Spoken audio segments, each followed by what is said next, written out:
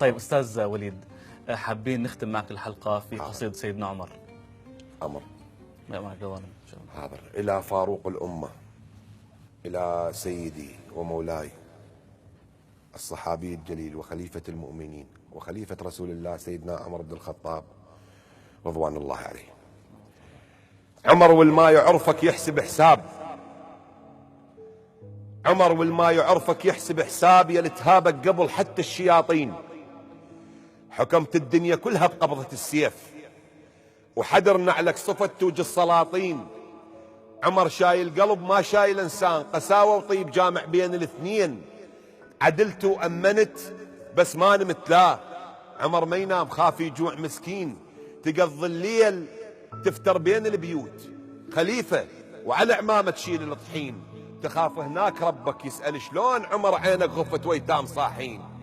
عمر حتى بدخولك دين الإسلام وبولك خاص مو مثل المسلمين. محمد نادى ربك قال له مولاي أريد وياي واحد من هالاثنين، وتوقع كتابك سري على الفور وجاك الباب بيتك يركض الدين. محمد ليش رادك؟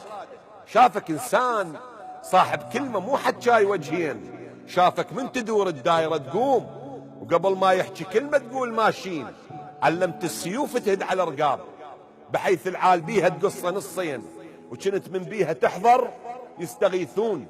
السماء تقوم تمطر روس ويدين، ومن قد ما ثقيل تغوص رجليك دم وقاع صبخة وتنقلب طين. عمر بس يا عمر فاروق الإسلام، والتعصي على غيرك بيدك.